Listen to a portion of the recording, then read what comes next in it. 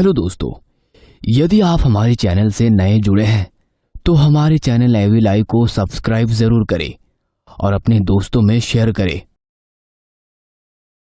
बता ए आईना, मुझसे ना तो कुछ छुपा, बता इस दुनिया में खूबसूरत कौन है? कौन है खूबसूरत? तू और कौन? कहते हुए आईना जोर जोर से हंसने लगता है। अब तो भी इस दुनिया वालों की तरह मेरी हंसी उड़ा रहा है। कहते हुए वो लड़की गुस्से में एक बदसूरत चाय में बदल जाती है। कोई हो ना हो खूबसूरत, मैं हूँ सबसे खूबसूरत। अब जो आईना मेरी हंसी उड़ा रहा था, अब यही है मेरा घर। खूबसूरती के लिए सीरत को जो करेगा नजरअंदाज, वो होगा खत्म, हमेशा के लिए खत्म। कहते हुए वो साया धुआं बनकर उस आईने में समा जाता है। माँ, ये सब क्या है? तुमने मेरी शादी तय कर दी और मुझे बताना जरूरी भी नहीं समझा। हर चीज तुझसे पूछ के तय नहीं करूंगी। तुम्हारे पिताजी के दोस्त की बेटी है। बचपन में ही उन्होंने अपनी दोस्ती को मजबूत करने के लिए तुम्हारी शादी तय कर दी थी। अब जब सही समय आ गया है, इसीलिए उन लोगों को एक दो रस्म के लिए बुला लिया है घर में। माँ, आपने सीधे रस्म के लिए बुला लिया, एक बार भी नहीं सोचा कि यदि मैं किसी से प्यार करता हूँ तो? देखो, सब कुछ तय है। तुम कल मेहमानों के सामने कोई नाटक मत करना। माँ की बात सुनकर अनिमेष गुस्से से अपने कमरे में चला गया और फोन पर किसी से बात करने लगा। फोन पर बात करते करते उसके चेहरे पर चमक आ गई। अगले दिन सब मेहमान उनके घर आ चुके थे, मगर लड़की घूंघट किए बैठी थी। ये बात अनिमेष और उसकी माँ उषा जी को बहुत अजीब लगी। अरे ये क्या, तुमने मुंह क्यों ढक रखा है? अपना चेहरा तो दिखाओ बेटी। अरे भाभी जी, वो थोड़ी सी शर्मीली है, अभी आप लोगों को जानती नहीं है ना, इसीलिए शर्मा रही है। शादी के बाद सब ठीक हो जाएगा। उनका ये तर्क उषा जी को कुछ समझ में नहीं आया, मगर अपने पति के वादे को पूरा करने के लिए उन्होंने ज्यादा सवाल जवाब किए बिना शादी करवा दी। मगर शादी की रात ही अनिमेष गुस्सा होते हुए बोला, माँ, तुमने मेरी बात नहीं मानी ना? देखो, हमारे साथ धोखा हुआ है। धोखा? कैसा धोखा? अरे लड़की के पूरे चेहरे पर दाने दाने हैं, बहुत ही गंदी लग रही है। गंदी लग रही है? क्या कह रहा है तू? जरा मैं भी तो जाकर देखूं। उषा जी उस लड़की को जाकर देखने लगी। उसके दाग वाले चेहरे को देखकर वो भी गुस्से में बोली, अच्छा, तो ये है तुम्हारे संस्कार, इसीलिए तुम लोगों ने चेहरा नहीं बताया था। ये तो सरासर धोखा है रूपिका। आई एम सॉरी, मैं आप लोगों को सब कुछ सच बताना चाहती थी, मगर मेरे घर वाले तैयार नहीं हुए। मेरी कोई गलती नहीं है। आप फिक्र ना करें, ये परमानेंट नहीं है, इनका इलाज चल रहा है, कुछ ही दिनों में ये ठीक हो जाएंगे। धीरे धीरे लड़की की मीठी आवाज, बोलने के लहजे और काम काज के तरीके से उसने उषा जी के दिल को तो पिघला दिया। मगर अनिमेष अभी भी नाराज था। उसकी ऑफिस की छुट्टी वाले दिन उषा जी बोली, बेटा, जो कुछ भी हुआ उसे भूल जा। अब वो तेरी पत्नी है, इस घर की बहू। उसके साथ अच्छे से रहा कर। चेहरे की सुंदरता का क्या है, आज है कल नहीं, मगर वो लड़की मन से सुंदर है बेटा। प्लीज माँ, मुझसे कोई बहस मत करो, मुझे कहीं नहीं जाना। तभी उसके फोन पर किसी का फोन आया तो बात करते हुए अनिमेष मुस्कुराने लगा। ठीक है माँ, मैं उसे अपने साथ ले जाता हूँ। अनिमेष रूपिका को पहली बार बाहर लेकर जा रहा था, इसलिए वो बहुत एक्साइटेड थी। वो अच्छे से तैयार होकर अनिमेष के साथ घूमने निकल गई। अनिमेष उसे पहाड़ों पर घुमाने के लिए ले गया। अनिमेष किसी से फोन पर बातें करते हुए आगे तेजी से चल रहा था। रूपिका उसके पीछे पीछे धीरे धीरे चल रही थी। अनिमेष जी, प्लीज रुकिए ना। अनिमेष जी, मैं पीछे रह गई हूँ। अनिमेष जी। हाँ, तुम पीछे रहोगी तो मैं क्या करूँ? फटाफट चल नहीं सकती? नाम रूपिका और शक्ल। अरे इतना धीरे धीरे चलोगी तो कुछ घूम नहीं पाओगी। रूपिका धीरे धीरे आगे बढ़ रही थी। तभी उसे किनारे पर एक कांच चमकता हुआ नजर आया। अरे ये क्या है? कहते हुए उसने उस कांच को उठाया तो उसमें उसे किसी और का अक्स नजर आया। वो हैरान हो गई, मगर जैसे ही उसने दोबारा देखा तो उसी का अक्स था। मगर वो अक्स कांच पर कुछ ऐसे हिल रहा था मानो वो अक्स कांच पर ना होकर पानी पर हो। कितना अजीब सा कांच है, मगर दिख तो सुंदर रहा है। इसे अपने पास रख लेती हूँ। कहते हुए उसने उस कांच को अपने पास रख लिया, मगर तब तक अनिमेश काफी दूर चला गया था। रूपिका तेजी से कदम बढ़ाते हुए कुछ ही पल में उसके पास पहुंच चुकी थी। रूपिका को खुद हैरानी हो रही थी कि वो इतनी जल्दी कैसे चल पाई। अरे तुम तो काफी पीछे रह गई थी, अचानक से यहाँ कैसे? तभी एक लड़की वहां आई और अनिमेश के गले लगकर खुश हो गई, और फिर उसने हिराकत भरी नजरों से रूपिका की ओर देखा।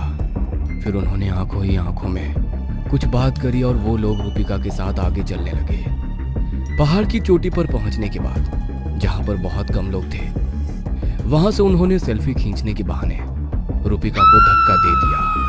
चलो, जान छूटी। अब हमारे मोबाइल में भी प्रूफ है कि हम सेल्फी खींच रहे थे जब ये हादसा हुआ। तुमने बहुत अच्छा प्लान बनाया था। सांप भी मर गया, लाठी भी नहीं टूटी। बस कुछ दिनों में हम दोनों एक हो जाएंगे। मैं भी बहुत दिनों से इसी का इंतजार कर रही थी। अब आंटी को भी हमारी शादी से कोई ऐतराज नहीं होगा। कहते हुए वो लड़की हंसने लगी और वो दोनों रूपिका के गिर जाने का शोर मचाने लगे। कोई है? प्लीज हेल्प मी, मेरी वाइफ यहाँ गिर गई है। उसकी आवाज सुनकर बहुत सारे लोग वहां पर इकट्ठे हो गए।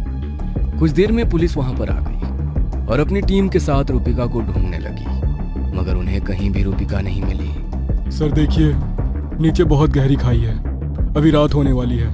हम उसका रेस्क्यू सुबह ही शुरू कर सकते हैं। रात भर में यदि उसे कुछ हो गया, कोई जंगली जानवर ने उसे खा लिया तो हम लोग इस वक्त कुछ भी करने में सक्षम नहीं है। सर आप लोग भी अपने घर जाइए, सुबह देखते हैं क्या कर सकते हैं। अनिमेश और वो लड़की एक दूसरे को देखकर मुस्कुराने लगे और इंस्पेक्टर के साथ ही पहाड़ से उतरकर जैसे ही अपनी कार के पास पहुंचे, कार में रुचिका बैठी हुई थी। तुम यहाँ? तुम तो हाँ जी, मैं बहुत देर से आपका यहाँ पर इंतजार कर रही थी। तुम पहाड़ पर क्या कर रहे थे? अनिमेश हैरानी से उस लड़की की तरफ देखता है। लड़की गुस्सा होकर वहां से चली जाती है।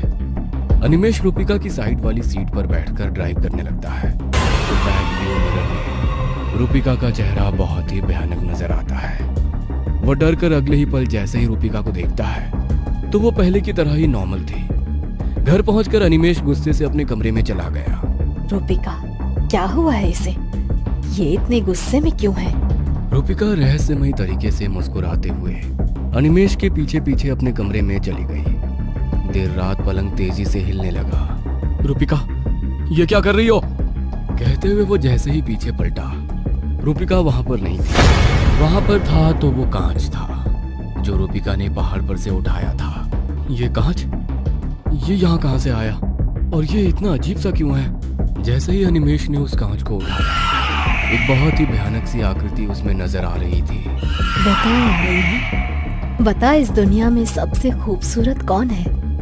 मैं? और कौन? और कौन? मैं।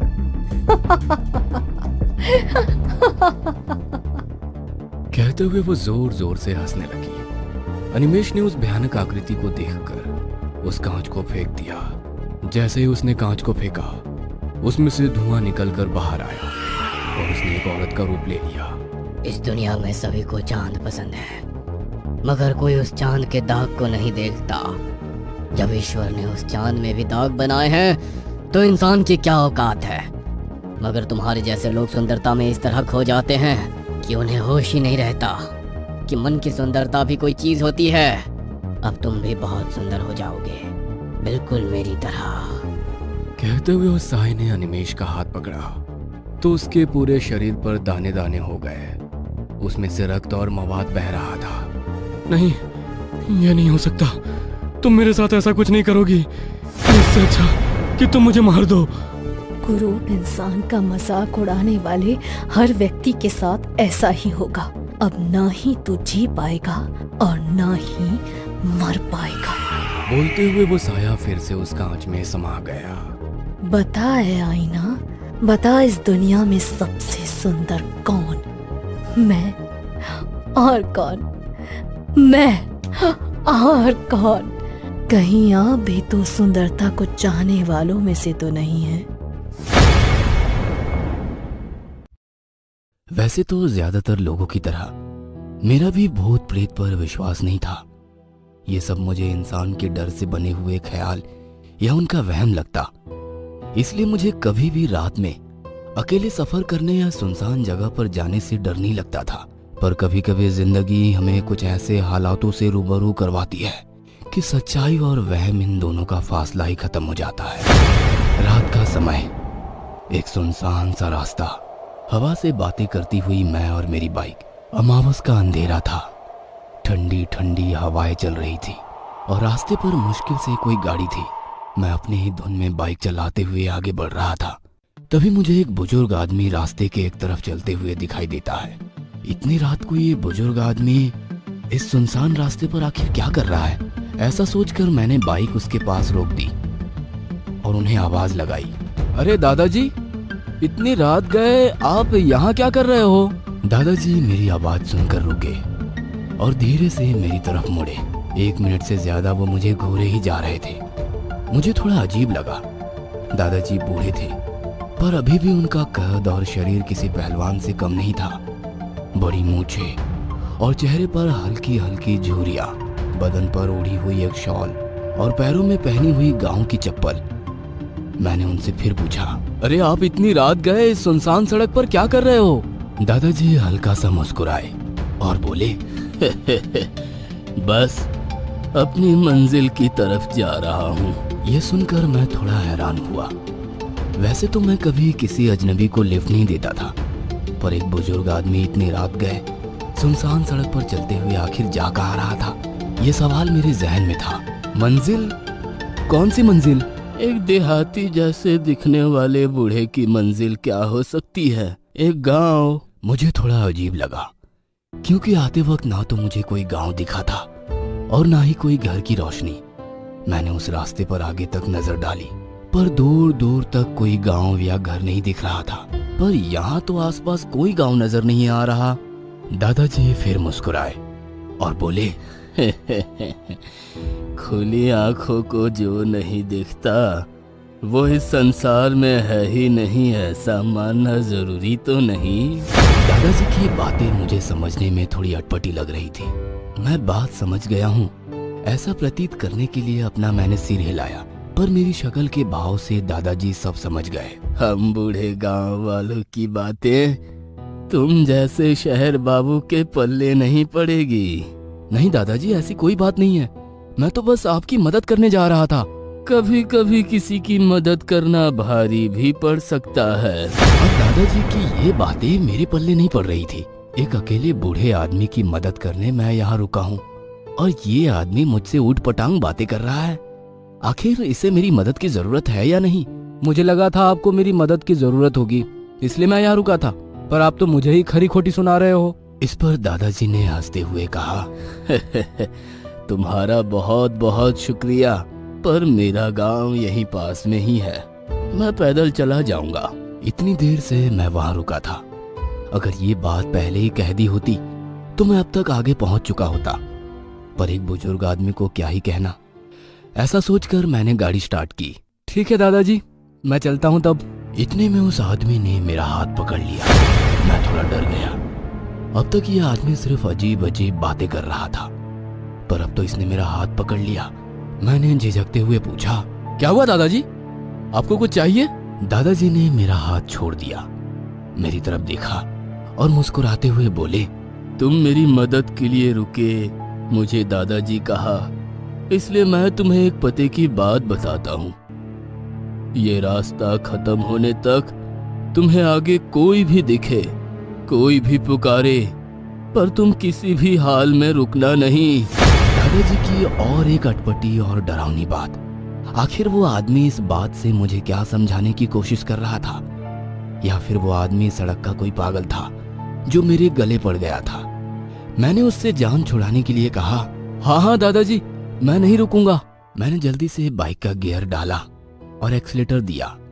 मेरी बाइक अब फिर से उस रास्ते पर चल पड़ी। मैंने शीशे में देखा तो वो बूढ़ा अभी भी मेरी तरफ देखकर हंस रहा था। मैंने अपनी बाइक की स्पीड बढ़ाई और उस आदमी को पीछे छोड़ दिया। हे भगवान, जान छूटी। लगता है कोई पागल ही होगा जो इतनी रात गए सुनसान सड़क पर चल रहा है और मदद के लिए पूछने पर ऐसी अटपटी बातें कर रहा था। मैं फिर से हवा से बातें करते हुए उस काली रात में अपने धुन में बाइक चलाने लगा। मेरे मन में प्रश्नों का जंजाल बन रहा था। क्या सच में वो आदमी पागल था? क्या सच में वहां आसपास कोई गांव होगा? और उस आदमी ने मुझे इस रास्ते पर ना रुकने की सलाह क्यों दी? ये सब सवाल मेरे मन में बवाल खड़ा कर रहे थे कि अचानक मुझे आगे रास्ते पर एक गाड़ी दिखाई दी, जिसकी हेडलाइट की तेज रोशनी मेरी आंखों पर पड़ने लगी। लाइट इतनी तेज थी कि मुझे बाइक चलाने में दिक्कत होने लगी। मैंने अपनी बाइक रोकी और उस गाड़ी वाले पर चिल्लाने लगा, अरे कौन है? लाइट बंद करो, तुम्हारे इस तेज रोशनी से आने जाने वालों को दिक्कत हो रही है। पर ना उस गाड़ी की लाइट बंद हुई और ना ही किसी इंसान का कोई जवाब आया। अब मेरा खून खौलने लगा। एक तो उस बूढ़े आदमी ने मेरा वक्त जाया किया और ऊपर से ये गाड़ी वाला भी मुझे साइड नहीं दे रहा। मैंने अपनी बाइक खड़ी की और उस गाड़ी की तरफ चिल्लाते हुए बढ़ा, अरे बहरे हो क्या? सुनाई नहीं देता? लाइट बंद करने को बोल रहा हूं। मैं गाड़ी के पास गया और अंदर देखा तो गाड़ी में कोई नहीं था। मुझे थोड़ा अजीब लगा, पर जैसे ही मैंने पीछे मुड़कर देखा तो मेरे होश उड़ गए। एक आदमी जिसका मुंह बुरी तरह कुचला गया था, एक हाथ आधा टूटा था जिससे खून बह रहा था और पेट इतना फटा था कि अंदर की आंतें साफ साफ दिख रही थी। उस पर मेरे बदन से पसीना बह रहा था। डर के मारे मेरा मुंह खुला का खुला था और शरीर ठंडा पड़ गया था। वह मुझे देखकर हंसा। हंसने के लिए जब उसने अपना मुंह खोला तो उसकी जुबान नीचे गिर गई, जो कि जमीन पर गिरकर छटपटाने लगी। अचानक उसकी जुबान उछलकर मेरे पास आई। मैं डर गया और वहां से भागने लगा। उस सुनसान सड़क पर जहां रोशनी की कोई गुंजाइश नहीं थी, मैं पागलों की तरह दौड़ रहा था। बचाओ, कोई है, बचाओ! पर मेरी चीखें हवा में ही कहीं खो रही थी। उन्हें सुनने वाला वहां कोई नहीं था। भागते भागते मुझे एक टूटा हुआ मकान दिखा। मैं जल्दी से उस मकान की तरफ गया। मकान का दरवाजा खुला ही था, शायद वहां कोई रहता नहीं था। मैं उस मकान के अंदर चला गया और दरवाजा जोर से बंद कर दिया। मैं एक कोने में जाकर बैठ गया। मेरा पूरा शरीर कांप रहा था।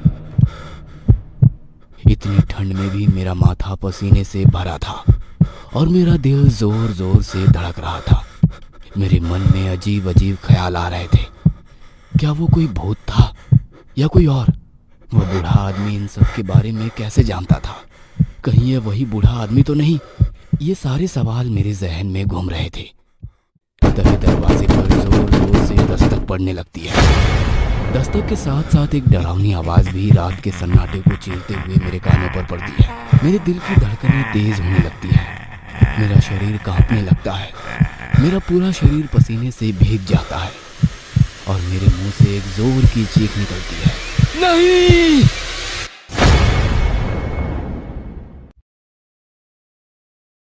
अचानक मेरी चीख के साथ सब कुछ शांत हो जाता है। दरवाजे की दस्तक, वो भयानक आवाज, सब कुछ देर के लिए ही सही, पर अब मेरी जान में जान आ गई थी।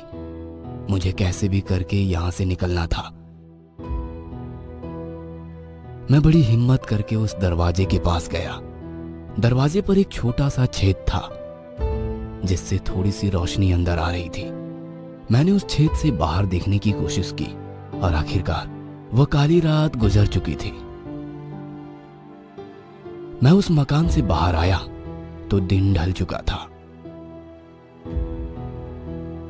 मैं अपनी बाइक ढूंढने लगा और आखिरकार मैं रास्ते पर पहुंच गया। मैंने देखा कि वहां बहुत सारे लोगों की भीड़ जमी हुई है और उस भीड़ में वह पागल बूढ़ा आदमी भी था। एम्बुलेंस में किसी की लाश ले जा रहे थे। मैं उस बूढ़े आदमी के पास गया।